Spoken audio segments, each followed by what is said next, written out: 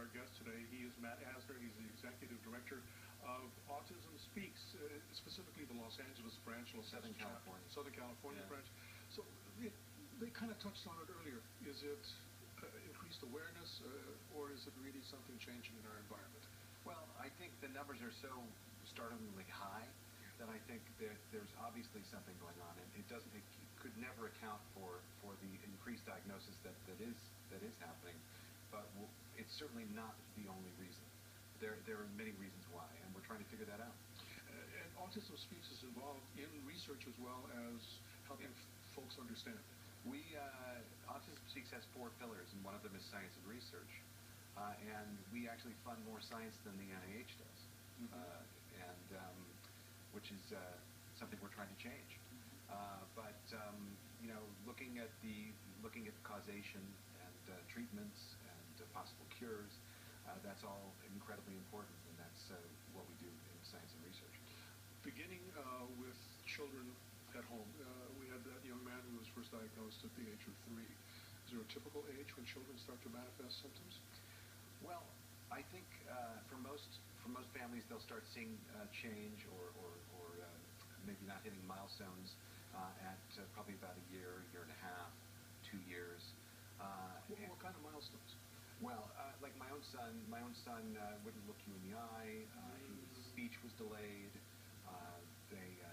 There are certain physical signs, and you can certainly, people who are watching this can certainly go to the Autism Speaks website.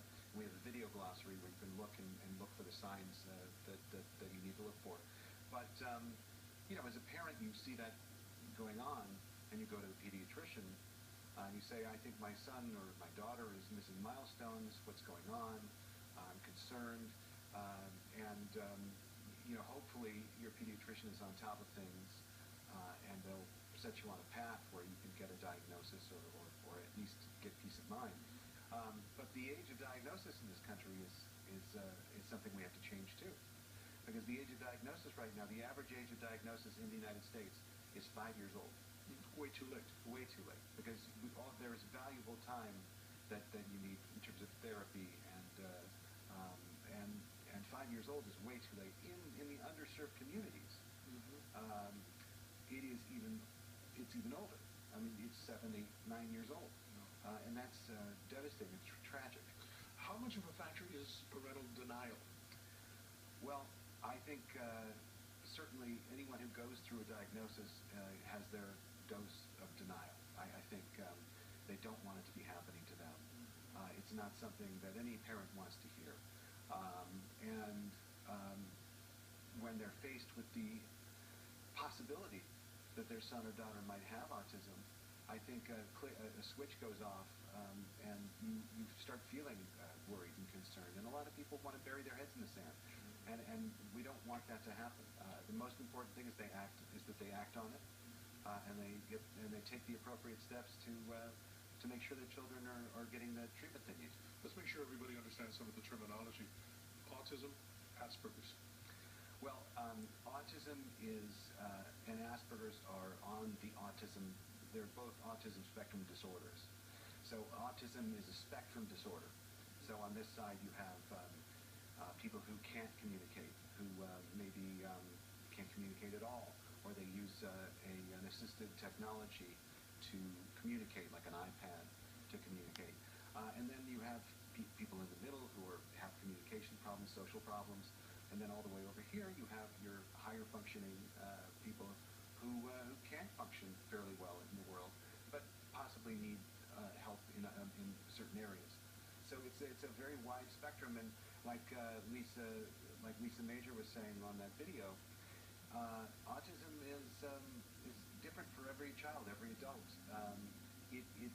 Once you've met one person with autism, you've met one person with autism. Right, exactly. We can't fit every child, every adult into one place. Also, in terms of terminology, it's not a disease.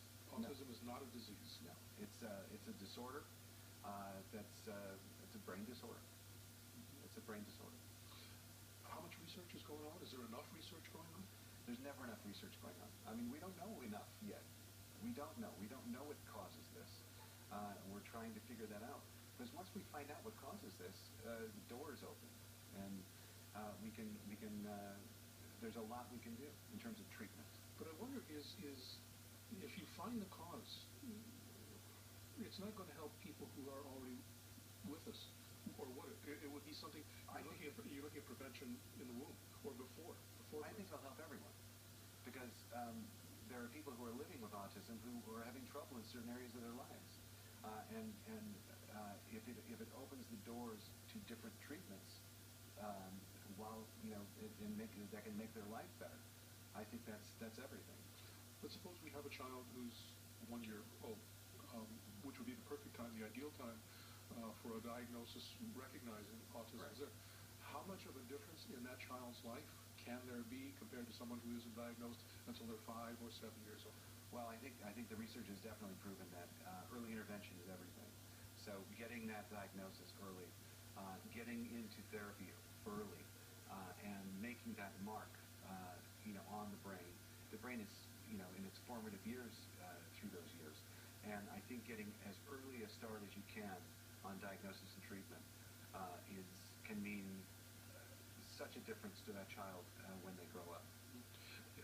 We realize that there's this whole spectrum of things, but what sort of therapy?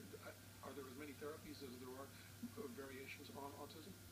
I'll use my own son as an example. When my son was diagnosed, he had speech therapy, he had physical therapy, he had occupational therapy, and probably one or two more that I can't remember right now. But I mean, it's a full-time, 42-hour-a-day job for parents.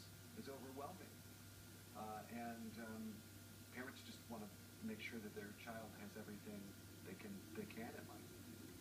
I went through a certain point where I realized that my son was never going to be the CEO of an organization or a company. If he is someday, he can use this video against me. But which would be a good thing. Which would be a good thing. Would welcome that. And I had high hopes for my son. But something clicked inside me, and I thought to myself, the most important thing for my son is that I give him the ability to make himself happy in life. And that really is what I want to do with him. This is a lifelong disorder. So it starts at 2 years old. It starts 3 years old, whenever the child is diagnosed. But it continues. It continues on through the lifespan. He's aware that he is, what would we call it, different? My son is aware there's something going on that keeps him from doing things that other children do regularly. And I think a lot of frustration comes out of that for every child on the spectrum. When they realize they work in a different way than so-called typical children, it becomes very frustrating. And it can cause problems in school. It can cause problems socially. And it's an issue. We both have family as well as friends who have both Asperger's and autism. But there's a colleague of ours here at KTTV, former colleague, who has a son who's now probably about 11 years old. I get a chance to see him every once in a while. And he uses words that are written on pieces of cloth that he attaches to a piece of felt, sort of like the iPad thing. But when he is able to effectively communicate using that thing, he can't really express it in terms of a smile or that, but you see something, he is so happy. Well, I know a young woman on the spectrum who recently, a few years ago, received an iPad. And it allowed her, for the first time in 13 years, to communicate with her family and friends. And to see her blossom after that, to see that the doors open. I always say autism is like a million it's like a locked door. Autism is like a locked door. You have a million keys, and you keep trying the keys, and you keep trying the keys, and one of them works. And you open that door, and there's another door. And you have 999,000 keys that you've got to try over again. And you've got to keep working on that door, on those doors, because they'll open. They'll open. And we just need to keep opening those doors, trying those keys. Cannot give it up. No. We need to take a break. We'll do that right now, and we'll be back in about 2 minutes.